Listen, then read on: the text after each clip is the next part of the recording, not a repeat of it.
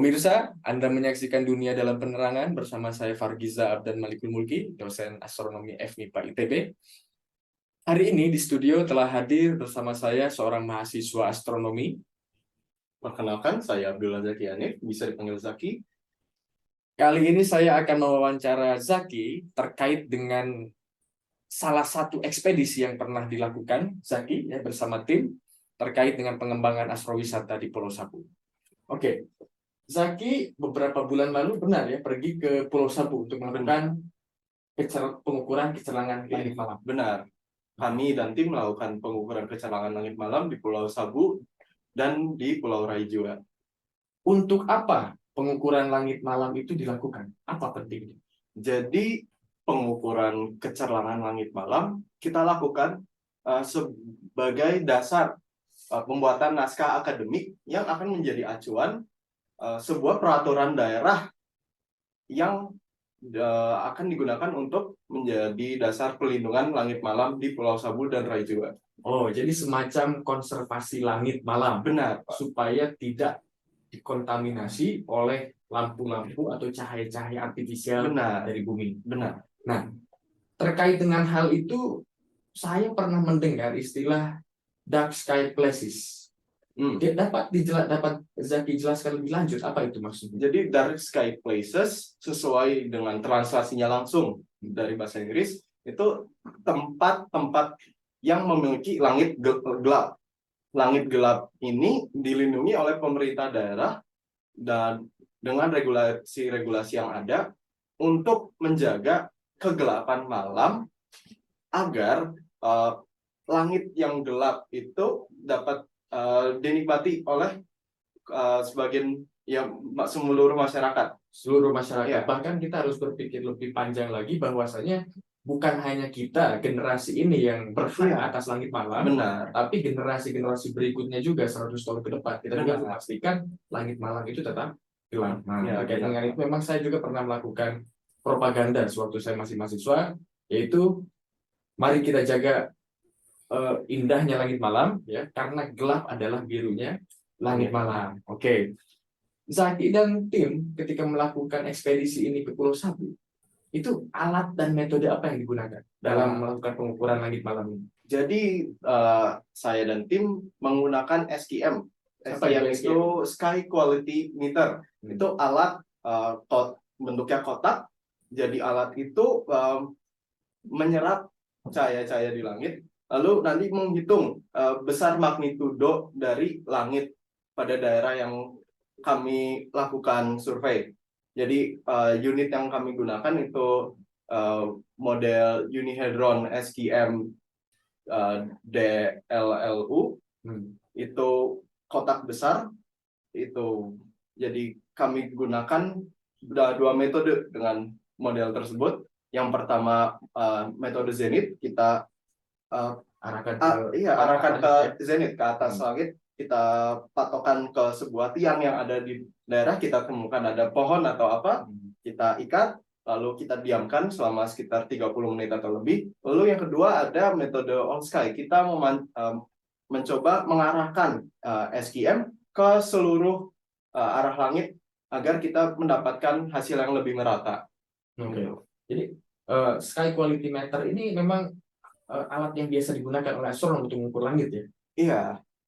Oke, baik. Terima kasih Zaki atas penjelasannya. Mohon ditahan dulu.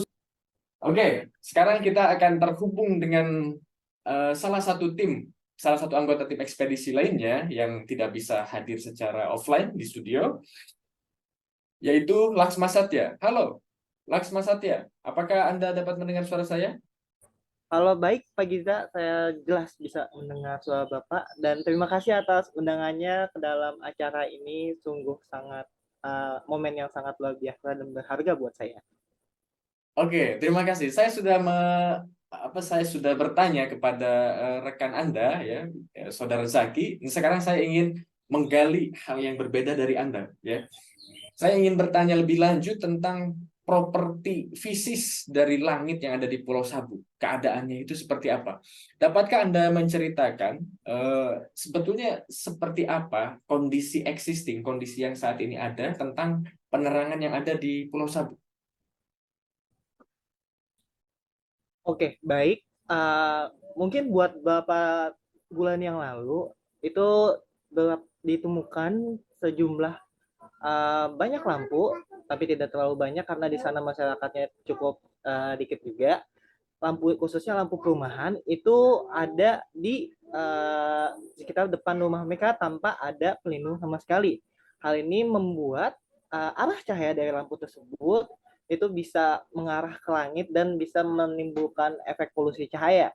Selain itu dari lampu perumahannya itu ditemukan juga lampu penangan jalan yang ya, cukup baik mengarah ke bawah, tapi masih ada kurang pelindung juga di sini. Jadi bisa berdampak juga sama polusi cahaya.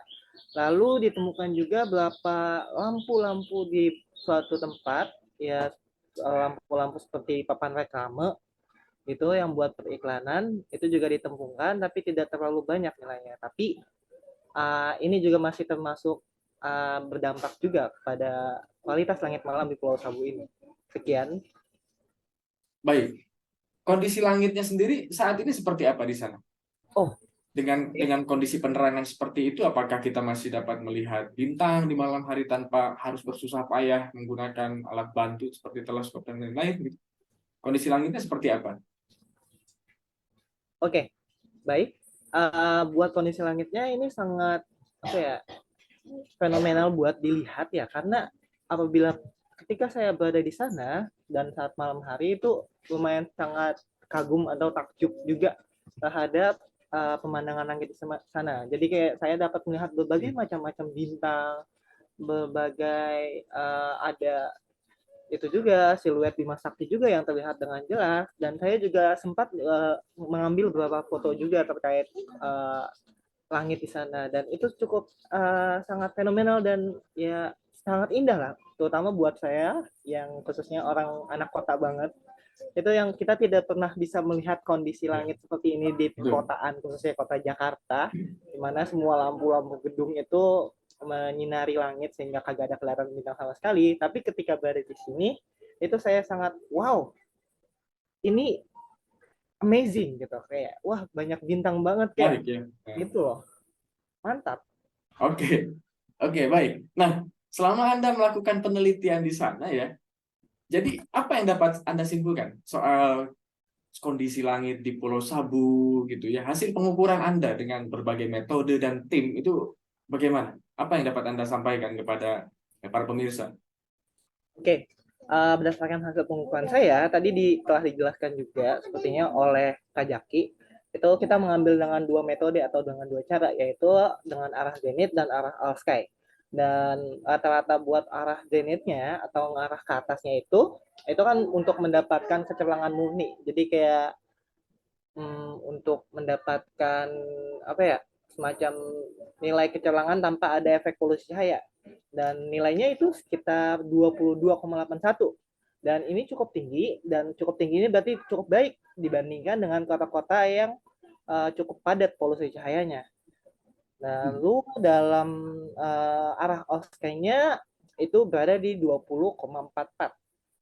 Jadi nilai ini cukup berbeda antara arah zenith dan arah off-sky, karena berarti hal ini efek polusi cahayanya ini masih cukup berpengaruh kepada kecerlangan langit di Pulau Sabu ini, sehingga terkait peraturan atau kebijakan itu terkait sistem penerangannya itu perlu dilakukan atau diterapkan supaya dampak ini tidak terlalu menurunkan nilai kecerlangan langit yang ada di Pulau Sabu. Lalu selain itu dari nilai ini, apabila kita lihat dalam bentuk skala Bortelnya, itu Pulau Sabu ini berada di sekitar kelas 4 atau 5. Dan itu Apa itu juga artinya itu? sudah dinilai cukup baik ya buat sebagai kalangan peneliti dan masyarakat juga. Jadi Oke, jadi skala ini bagus lah. berarti makin besar angkanya ya, itu berarti makin baik begitu. Iya, Dapatkah Anda tunjukkan atau perkirakan kira-kira status dari kondisi langit di Pulau Sabu itu potensial tidak untuk pengembangan astrowisata, dan apakah itu worth it, apakah itu layak gitu ya, sepadan jika pemerintah kemudian menerbitkan suatu aturan atau regulasi yang menjaga langit malam ini? Dapatkah Anda katakan ke arah sana? Atau terlalu jauh untuk sampai di sana? Mungkin ini dari opini atau pendapat saya aja ya. Karena terkait hal itu perlu dilakukan kajian lebih mendalam lagi.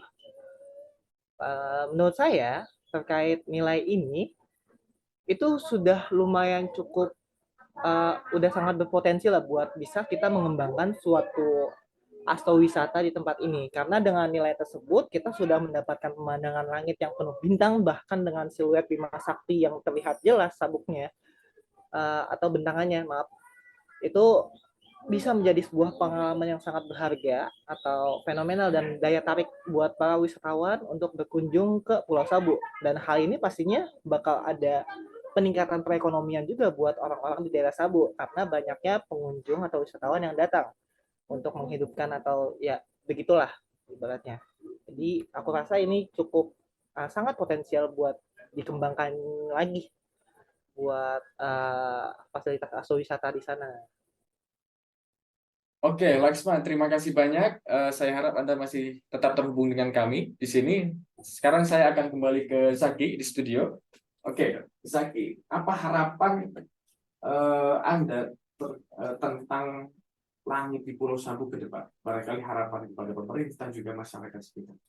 Saya harap regulasi yang direncanakan akan ditetapkan itu ya berlangsung dalam waktu yang dekat sehingga langit malam di Pulau Sabu itu bisa terjaga hingga puluhan atau ratusan tahun ke depan. Walaupun nanti pembangunan di Pulau Sabu dan Raja juga semakin pesat, semakin berkembang, tetapi langit malam yang ada sekarang, yang indah sekarang itu masih bisa dinikmati oleh generasi-generasi selanjutnya.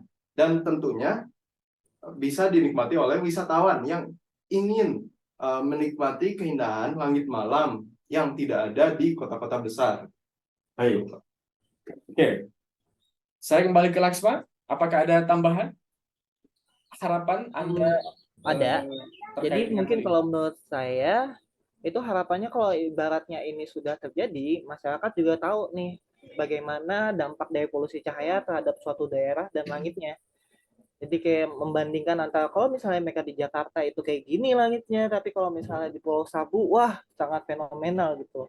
Jadi mungkin bisa meningkatkan kesadaran masyarakat juga untuk terkait polusi cahaya. Dan tadi juga yang seperti aku bilang bisa meningkatkan perekonomian apabila hal ini sudah diterapkan, masyarakat sudah patuh mengikuti dan pembangunan selanjutnya juga sudah diterapkan terkait sistem pencahayaannya, ini bisa terus berkelanjutan lah. Ibaratnya Pulau Sabu menjadi sebuah salah satu destinasi astrowisata dan tempat dark sky places pertama di Indonesia. Gitu. Baik. Oke. Terima kasih kepada Zaki dan Laksma yang telah memberikan wawasan dan pengetahuannya berbagi kepada kami di sini. Para pemirsa, saya Fargizar dan Malikul Mulki beserta para kru yang bertugas pamit undur diri. Salam sehat untuk semuanya dan tetap sejahtera.